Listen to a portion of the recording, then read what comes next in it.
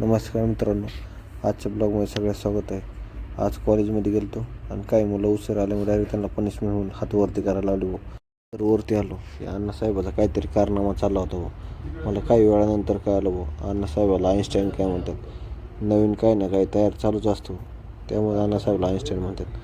तसंच पुढं आलो की काहीतरी प्रत्येकजण काहीतरी आपापलं फॉर्म्युलेशन चालू होतं. ही गंगी डायरेक्ट सरलाच भिडत होती. म्हणलं आता काय विषय झाले. ही सामय काहीतरी गारा गारा गारा गारा काहीतरी फिरवत होतं.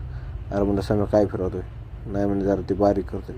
तेवढं म्हणलं अजून बारीक झालं नाही, अजून थोडा वेळ विंगावं लागेल. म्हणलं बरं गाशव त्याला गाशव. नंतर आम्ही पण एक्स्ट्रॅक्शन प्रोसेस लावली होती. नंतर म्हणलं आमच्या एक्स्ट्रॅक्शनचा बी शूट घ्यावं. नेते तर आमचे राखानच होते आणि ऋषिकेश नोट्स काढत होता आणि इकडे लगेच बाकीचे जण PPT बनवत होते. मग काय आलंच भाऊ पुढं. काय सिमिल म्हणत होतो मला स्कॉलरशिप आली, तुला आली का. सिमिल मला नाही आली. हे पहा स्टाफ आला बा आमचं इन्स्पेक्शनला. म्हणलं आता काय बा काय करतात काय ना.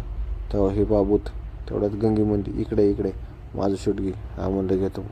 तुझं नाही घ्यायचं म्हणलं कोणाचं घ्यायचं. नंतर अण्णासाहेब काहीतरी करत होतो. मी म्हणलं काय खिडकीतल्या जाळ्याच काढताय काय काय. तेवढ्यात लाजलं आणि डायरेक्ट स्टॉलवर जाऊन बसलो. नंतर तसंच पुढं आलो. बरं ही आमची गँग डायरेक्ट आगार मीडिया हे करत होती. म्हणलं बरं प्रॉपर्टी चालू केलं एकदम ओके झालं पाहिजे. ह्यांनी काहीतरी कांड केला होता त्यामुळे डायरेक्ट सर लोकांनी ह्यांना बोलून घेतलं. पहा गीता कसली लाजती जबरदस्त. अरे म्हणलं लाजू नको काय होत नाही. तेवढं तिकडं परत अण्णासाहेबाचं काहीतरी खारवर चालू झालं. अण्णासाहेब काय माघार सरत नाही, काहीतरी चालूच असते नवीन. नंतर पुढं आलो. हे आखे त्या शूटिंग काढत होतो. नंतर काय आमची एक्स्ट्रॅक्शन प्रोसेसचा बी शूट घेतला.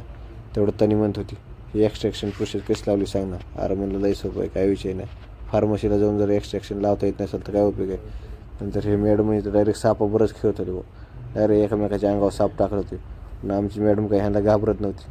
ती मॅडम म्हणते डायरेक्ट मागून तरी टाकायचं, समोर टाकल्यावर कोण घाबरत. मग काही तिघंच हसत होते. ह्यांनाच माहीत होतं काय चाललं काय नाही. तेवढ्यात अनिकेत वैष्णवीला स्केलेटनबद्दल माहिती सांगत होता. नंतर या साऱ्यांनी तर काय केलं डायरेक्ट खाली पोरी बसलं त्यांच्याच अंगावर साप टाकलं. ती पोरगी असली जबरदस्त घाबरली की नाही.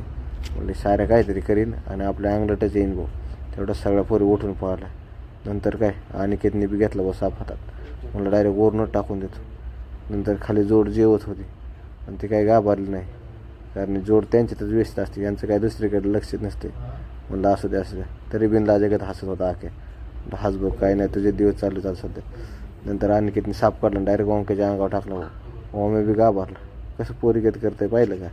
अरे म्हणलं एवढं काय बेतो काय खातंय काय ते. नंतर पुढं आलोत. नंतर काय हे सिस्टम भेटलं इथं काय करीन हे कोणीच काय सांगू शकत नाही. ह्याचा प्लॅन असा होता की डायरेक्ट सेकंड इयरच्या मुलींमध्ये साप फेकायचं. मग काय फेकला ना भाईने डायरेक्ट साप.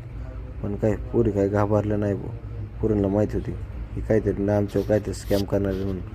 मग काय आलंच तसंच पुढं. नंतर काय खाली परत 2 पोरी बसल्या होत्या.